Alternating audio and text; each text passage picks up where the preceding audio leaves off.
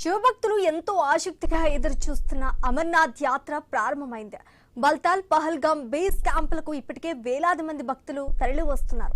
గతంలో ఎన్నడూ లేనంతగా కేంద్రంతో పాటు జమ్మూ కాశ్మీర్ ప్రభుత్వం యాత్ర కోసం కట్టుదిట్టమైన భద్రతను కల్పించింది. అడుగడుగునా భద్రతా బలగాలు నిఘా పెట్టాయి. బల్తా బేస్ క్యాంప్ నుంచి మరింత సమాచారం మా కరెస్పాండెంట్ క్రాంతి కుమార్ అందిస్తారు. మరికొద్ది గంటల ప్రారంభం కానుంది. జూలై 3 నుంచి ప్రారంభమైన అమర్నాథ్ యాత్ర ఆగస్టు 28వ తారీఖున ముగియనుంది. రాఖీ పౌర్ణమి సందర్భంగా చివరి జరిగినారు. ఈ సంవత్సరం 57 రోజుల పాటు అమర్నాథ్ యాత్ర సాగనున్నది. ప్రథమ పూజ జమ్మూ కాశ్మీర్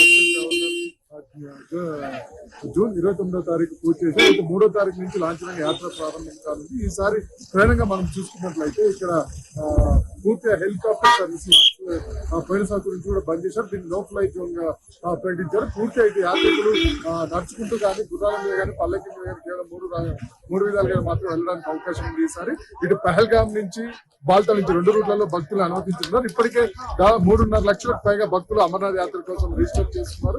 ఇంకా వేలాది మంది ఈ స్పాట్ రిజిస్ట్రేషన్ కౌంటర్ల దగ్గరికి వచ్చి రిజిస్ట్రేషన్ చేసుకుంటున్నారు. ఓవరాల్ ఇటు భద్రతా పరంగా చూసుకున్నట్లయితే ఈసారి గతంలో ఎప్పుడు లేనంత స్థాయిలో ప్రభుత్వం భద్రతా ఏర్పాట్లు చేస్తుంది. 670 కంపెనీల సిఆర్పిఎఫ్ దళాలను మొత్తం కూడా శ్రీనగర్ నుంచి ఇటు బాల్తాల్ అమర్నాథ్ గుహ వరకు ఇటు జమ్మూ నుంచి కూడా మొత్తం మోహరించింది. ఇటు సిఆర్పిఎఫ్ తో పాటు భారత సైన్యం plus Jammu Kashmir plus police ఈ 3 విభాగాలు కలిసి భద్రత మొత్తం కూడా పర్యవేక్షిస్తున్నాయి. ఎక్కడికక్కడ ఏకంగా ఫేస్ రికగ్నిషన్ కెమెరాలు సీసీ కెమెరాలను ఫిక్స్ చేసి భద్రత మొత్తం పర్యవేక్షిస్తున్నారు. డ్రోన్ల ద్వారా కూడా ఎప్పటికప్పుడు ఈ అలజలన్నీ కూడా పర్యవేక్షిస్తున్నారు.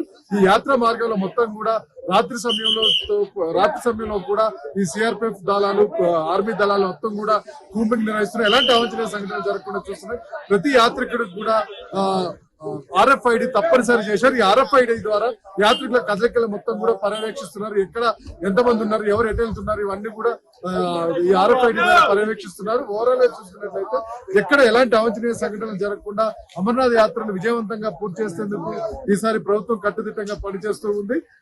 రేపు ఉదయం అమర్నాథ్ యాత్ర లాంఛనంగా ప్రారంభం కానుంది. భక్తులని రేపు ఉదయం 4 గంటల నుంచి ఈ అమర్నాథ్ యాత్రకు అనుమతించనున్నారు.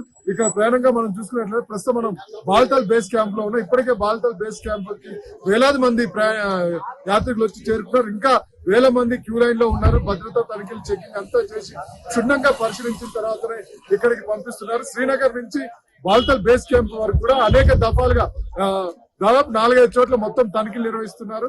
ఇక్కడ బాల్తాల్ బేస్ క్యాంప్ లోకి రావడానికి మాత్రం పూర్తిగా క్షుణ్ణంగా పరిశీలించిన తర్వాతనే ఎవరైనా లోపలికి అనుమతిస్తున్నారు. ప్రతి యాత్రికుడికి కూడా RFID తప్పనిసరి చేస్తున్నారు. గతంలో అమర్నాథ్ యాత్రకు వచ్చే వాళ్ళకి యాత్ర అనుమతి డేట్ ఎప్పుడున్నా కూడా అనుమతించేవారు. కానీ ఈసారి కట్టుదిట్టం చేశారు. ఏ డేట్ ఉంటే దానికి 2 రోజుల ముందు మాత్రమే లోపలికి ఆ యాత్రలోకి అనుమతిస్తున్నారు. ప్రయాణంగా మనం ఈ రోజు చూసుకున్నట్లయితే 3-4 తేదీల్లో యాత్ర అనుమతి పత్రం ఉన్న వాళ్ళకి RFID కార్డులు జారీ చేస్తున్నారు.